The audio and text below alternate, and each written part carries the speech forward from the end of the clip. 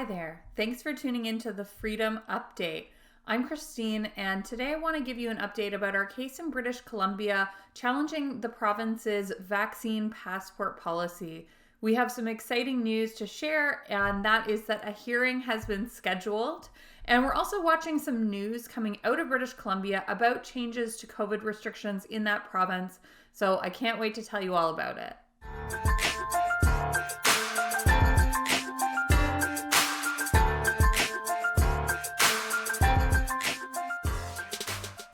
If you're new here, welcome. My name is Christine Van Gyn, and I'm the Litigation Director with the Canadian Constitution Foundation, a legal charity that fights for fundamental freedoms in Canada. I upload regular videos about our ongoing cases, so if that sounds like something you'd be interested in, please hit like and subscribe below. It really helps my videos out a lot. And please remember that my videos are not legal advice. If you have your own question or legal problem, please consult your own lawyer. So I've done a few videos about our British Columbia vaccine passport challenge. I will link to those other videos in the description below. But specifically, what we're challenging is the policies for failing to create reasonable and necessary medical exemptions. And the news that I have to share today is that the hearing is scheduled to take place on April 19th and 20th in British Columbia. We have an extremely strong case with stories from some really compelling individuals. And I've talked about them in some of my previous videos. But in short, we have a teenager who can't be vaccinated because of an adverse reaction to a first dose, a woman in her 30s who can't get vaccinated because of a different adverse reaction to a first dose, as well as the fact that she's pregnant and they can't guarantee that she won't suffer an additional adverse reaction that could potentially hurt her unborn baby. And we have an extremely medically complex woman in her 30s who is not able to be vaccinated because her unique set of disabilities and medical conditions, her contraindications to different drugs, make her ineligible for vaccination. And because of their medical conditions and the disabilities that these individuals have experienced, they have been discriminated against in the province of British Columbia by being excluded from accessing different public spaces. You can read these full stories in the materials that we filed in court. They're available on our website, theccf.ca, and I'll link to them in the description below as well. Now, British Columbia still has a vaccine passport in place today, even though provinces across Canada have begun dropping them. Now, just for clarity, when I say vaccine passport, I'm talking about the government policy that requires people to show proof of vaccination of 2 doses of a COVID vaccine in order to access certain businesses or facilities. I'm not talking about employer-employee mandates. Now, in January, the British Columbia government said that the vaccine passport policy would remain in place until the end of June.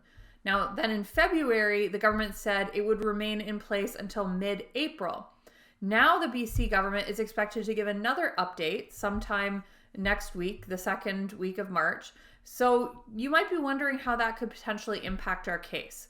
If the government changes the policy before our hearing on April 19th and 20th, will we still be able to get our day in court? Now, we argue that we must be able to get legal clarity on this question and that the court has discretion to hear the case even if the policy changes before the hearing. By their very nature, these types of orders, vaccine passport policies, different COVID restrictions, by their nature, they are short-lived, or they're supposed to be short-lived. And the government can't evade judicial scrutiny by violating charter-protected rights for a period, ending the discriminatory policy, and then claiming mootness once the damage has already been done. We also have a very serious concern that this type of order or policy, a vaccine passport policy, could reappear in the fall. The BC Public Health Office has already referenced anticipating an uptick in cases during the next cold weather respiratory illness season, so we need to be prepared in the event that these policies return. We need judicial guidance, so we are going to proceed with our case no matter what. It's in the interest of justice for the court to exercise their discretion and hear our case even if the policy changes before the hearing occurs. As I've said so many times before, British Columbians, and in fact all Canadians, should be concerned about policies like vaccine passports. Civil liberties have rightly expressed concern about such policies, in particular about the rationale for these policies, and the fact that these policies change the very nature of society in Canada from an open and liberal one to one where you're required to show papers to go about your daily life. These types of measures, to the extent that they can be tolerated at all, need to be really strictly time limited. And the government's continued shifting of the endpoints for these policies is really troubling. There's no indication at all about what criteria needs to be met in order for these restrictions to end for good.